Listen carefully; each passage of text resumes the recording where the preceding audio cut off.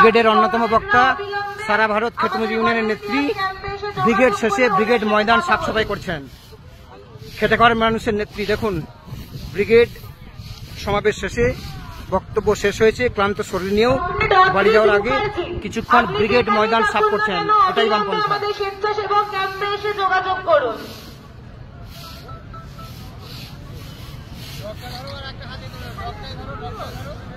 Comrade Manotosh Chandannagar থেকে এসেছেন। আপনার কমরেড স্বেচ্ছাসেবক ক্যাম্পে অপেক্ষা করছেন।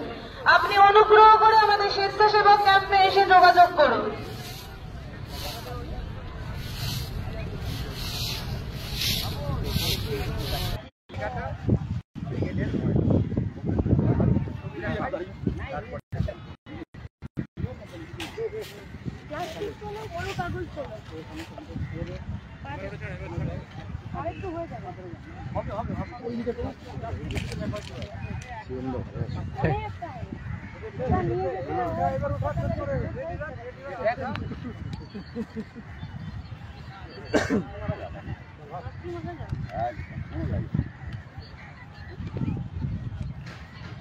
ব্রিগেডের সমাবেশ শেষ হওয়ার পর মীনাক্ষী মুখোপাধ্যায় এবং যুব যারা কর্মী আছেন যুব ফেডারেশনের, তারা নেমে পড়েছেন ব্রিগেডের মাঠ পরিষ্কার করতে।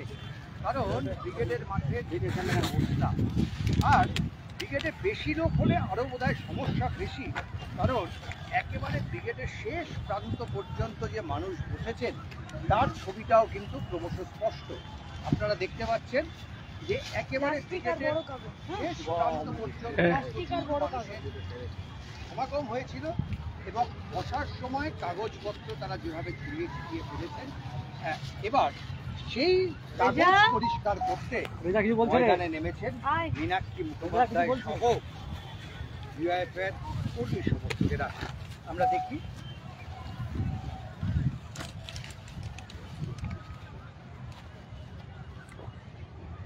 প্রচুর কাগজ।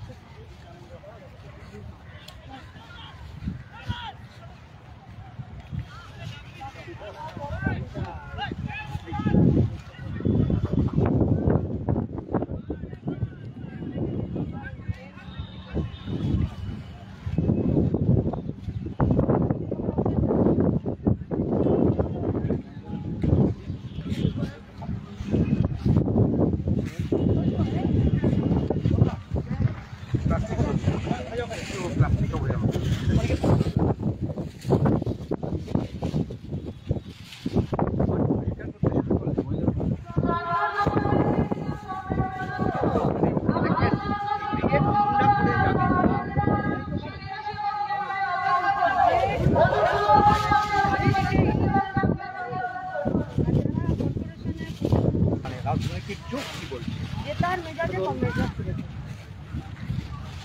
গিয়ে দুর্নীতিবাজ এবং দাঙ্গাবাজদের বিরুদ্ধে লড়াই করার জন্য কমরেডরা এক বক্তব্য নিয়ে যে প্রত্যয়ের সাথে এসেছিলেন তার ডবল প্রত্যয়ের সাথে কমরেডরা ফিরে গেছে।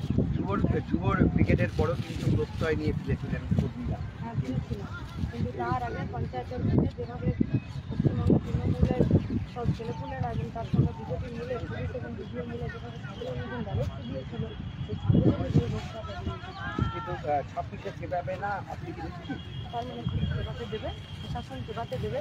তাহলে যদি ব্যালট সেবাতে দেয় তাহলে শিল্পী এবং শামশেরগঞ্জে ঘর পোড়ানোগুলো বন্ধ করতে কেন পারলো না? তার মানে পুলিশ এবং প্রশাসন ব্যালট সেবাতে যতটা তৎপর এবং ডিআই অফিসে যাওয়া শিক্ষকদেরকে রাখি কতটা তৎপর, ততটা দাঙ্গার থাকে না। এই শিক্ষকদের বিষয় নিয়ে আপনাদের পরবর্তী কোনো আন্দোলনের সাথে সারাক্ষণই আন্দোলনের মধ্যেই আছে। আজকেও যারা এসেছিলেন তারাও সরকারি শিক্ষা ব্যবস্থাকে বাঁচাতে এবং গ্রামের স্কুলগুলোকে খুলে রাখার জন্য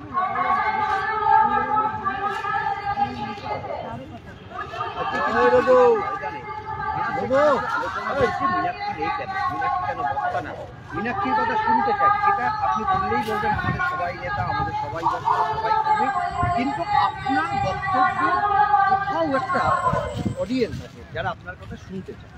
আমার কথা মানে মানুষের জীবন নিয়ে, আমি তার আমরা কোনো গান আমার একটা আলাদা জেনারেশন আমার কথা মানে মানুষের যন্ত্রণা লড়াই